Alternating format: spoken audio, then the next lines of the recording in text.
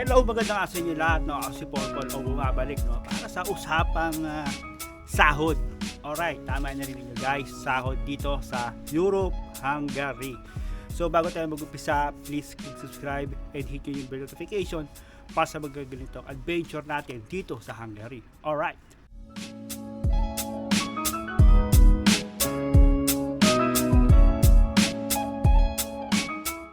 At ayun na nga guys, so ako nga pala si Purple O, isa akong factory worker dito sa Hungary. Almost 1 year na rin ako dito nagtatrabaho.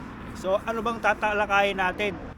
So yun na nga guys, no, hindi lang basta-basta sahod reveal ipapakita ko, no. So ito yung mga payslip ng tatlong kumpanya nga nakuhanan ko, no. Nakakuha ko ng copy ng payslip nila. Ang una si ProHuman. So sino ba yung ProHuman na alam natin dito is si ano lang naman, di ba, si Samsung SDI. So nakakuha tayo ng kopya, sample ng payslip nila. Tapos meron ding yung Adapt KFT, no? Yun yung ano rin na parang employer namin dito sa Hungary, si Adapt KFT. Meron akong payslip noon. Tapos meron din akong payslip ni GetWork, no? Ni GetWork. So tatlong payslip ang papakita ko sa screen nyo.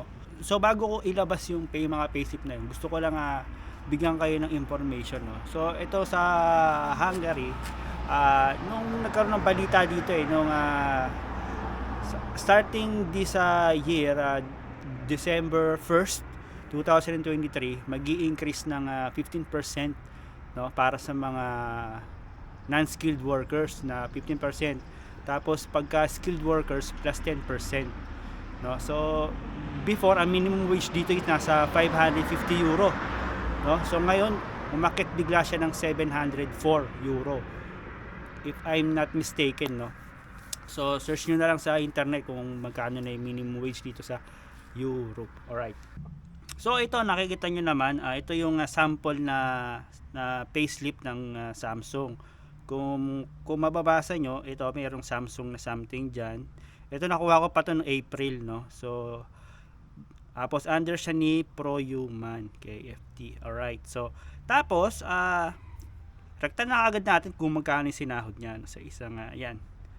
Ito, nakikita nyo yan, 895 557,000. Ganyang kalaki yung sinahod ng isa nating kababayan, no. So ito pa, itong kababayan natin na to, talagang ang laki ng tax niya. So tapos isipin niyo na lang guys kung hindi pa siya nagpa-file ng ng tax reduction. So ito yung total deduction niya kasi mayroon tax advance nakalagay 137,000 foreign.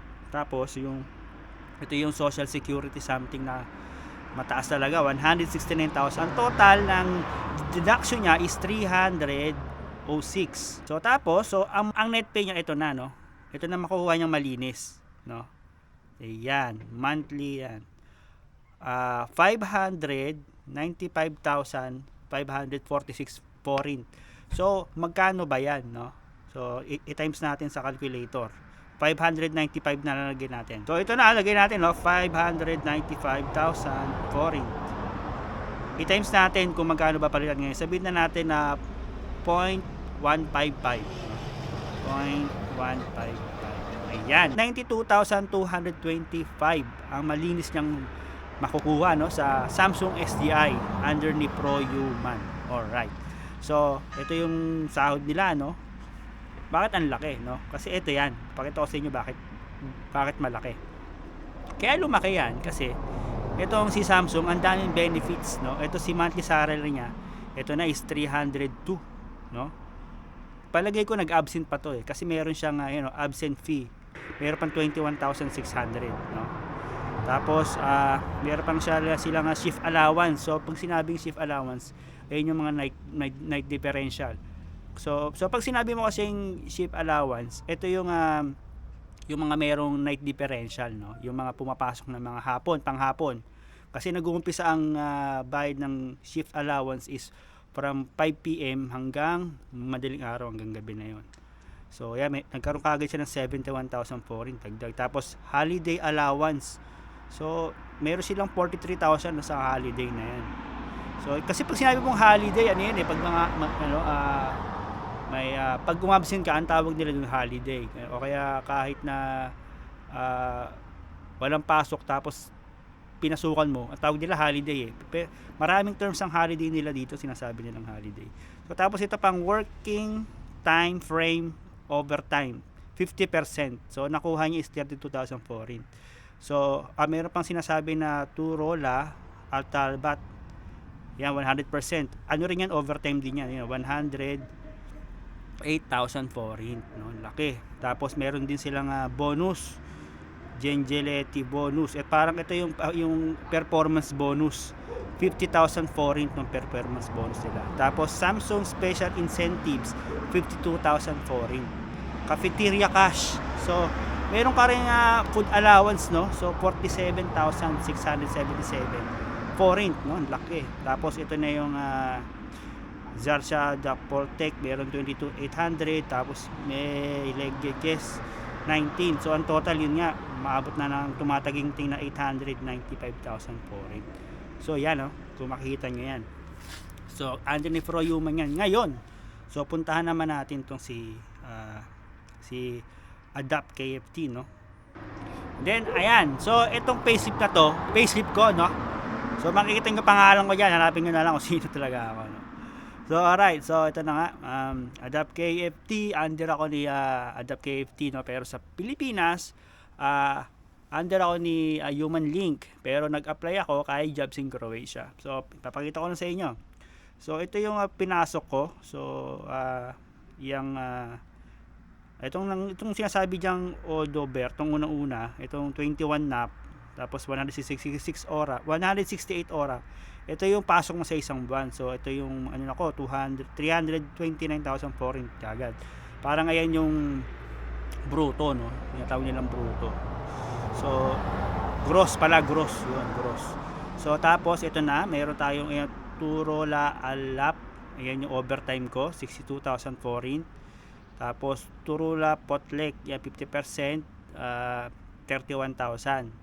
So wala akong 100%, di katulad di Samsung, no.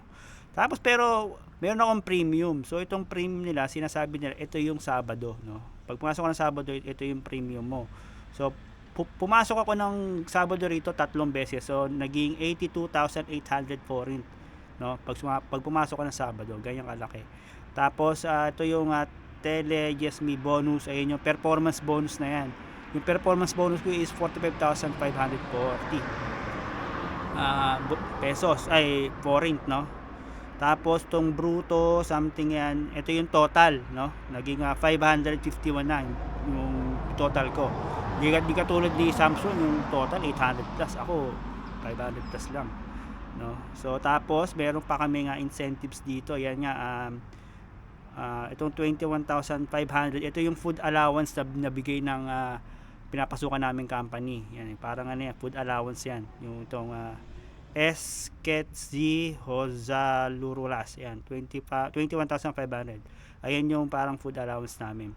Tapos itong 15,700, ito yung safeguard namin, food allowance din, no? 15,700 foreign. Ayan, tapos meron pang Nempens yan, Nempens. Ayan nga yun, yung sa may namin. Tapos itong SJL, ito yung tax na yan, ito yung tax ko, 45,939, no. Tapos yung TB, ayun yung parang SSS is 105. Tapos ano ko nito, nag-CA yata ako nito yan, nag-CA ako ng 30,000 foreign, no. Kaya ang naging total na lang is 390,992 foreign, no, yung sahod ko. So yung tax ko bakit naging 45? Kasi ito yan, pakita ko sa inyo, naka-indicate na rito yan, no? Yung Netto, Novelo, Keds, Veg, Mermek, ayan, nakalagay 39999. So 40,000 foreign yan, inilis na dito yan sa nakalagay na 45,939. So nalis ako ng tax na 40,000 pesos kasi dalawa ang anak ko, no. Hindi katulad dun sa may Samsung kanina, wala pang anak yun, so ang laki. So ito yung total deduction ko is 181,000 foreign. So ang nakuha ko na lang na malinis is 390,992 foreign. So yun, So, galing no? Ito yung mga tax yan, ito yan, mga 13%, alam mo yan. Tapos yung TB ay yung tax talaga. So ayun no, so nakita niyo na yung payslip ko no, kung magkano. So ito may overtime ako dito, tapos meron akong tatlong Sabado, ito yung sinahod ko. Dapat 400 ano yan, 420,000 foreign. No pala. Dapat pala 400 ano to, 450,000 foreign. Kasi ang pinasok ko talagang Sabado is apat, pero ang iniregister lang is tatlo. So pinalo ko kagad yung sa employer ko kay Adapt, tapos ipinakita ko yung screenshot ko na ito yung pasok ko talaga, apat ng Sabado ko, hindi tatlo. Pero binayaran naman kagad, mga after 2 days pumasok agad sa payslip ko. So ang naging total na sahod ko talaga is 450,000 foreign. So magkano ba yun? 450,000 foreign. Ayan, times natin sa 0.155. So sumahod ako ng 69,750 pesos. So, ngayon, ito, sa Adapt. So, ipakita ko naman sa inyo yung sa may Get Work, no? 1 hour later. At yun na nga guys, no? So, pumasok ko sa loob ng bahay kasi nangangatog na ako dun sa labas, sobrang lamig. So, yun, ano yun na natin, no? I-continue na natin. So, ito naman, so yung pangatlong payslip na nakuha ko, galing naman dito kay, ito, Get Work Trend KFT. No, so ito si Getwork, ano din to, mayroon din siyang Yunus Tabert, no. So ito yung payslip ng mga kabayan natin. So papakita ko sa inyo kung magkano yung 1 month salary nila. So ito yung payslip nila sa isang buwan is 276,000 foreign. Tapos ito meron silang tinatawag na Tavol dyan something 13,800. Tapos meron ding Unipeprenet parehas din. Tapos ito yung Aurora Port Lake 100%, no. So ang nakuha lang niya is 100,700, no, 1,700 lang. Tapos yung 50% overtime niya is 15,525. Tapos yung 100% niya is 32,775. Tapos yung parang itong sinasabing extra bonus, ito yata yung food allowance, no. So tapos meron din siyang premium, no, 16,301. So parang ano to, isang Sabado, parang ganun. So ang total na nakuha niya is 391,426. So tapos ililess siya ng tax, ito. So ito yung meron tinatawag na adobe leg, 54,000. Ito na yung TJ, yung sa tax 72,000 po ano. Tapos meron din silang SIM card, no. Nagpakalta sila ng SIM card.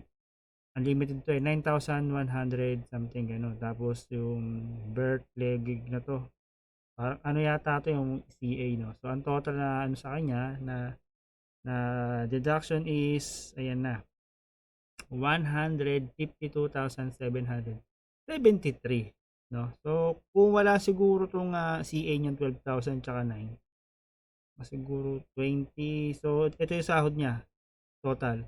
Yung net na 238,000 foreign. So kung hindi siya nag-CA saka meron siyang yung sa SIM card, ang sahod niya siguro more or less mga nasa 260,000 foreign, no, monthly.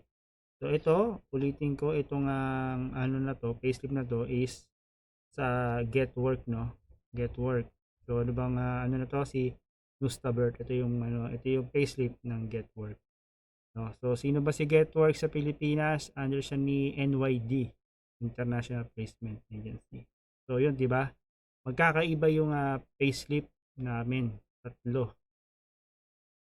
No, kung mapapansin niyo, parang iba-iba. Yung sa Samsung talagang napakalaki. Yung sa Adapt KFT sakto lang.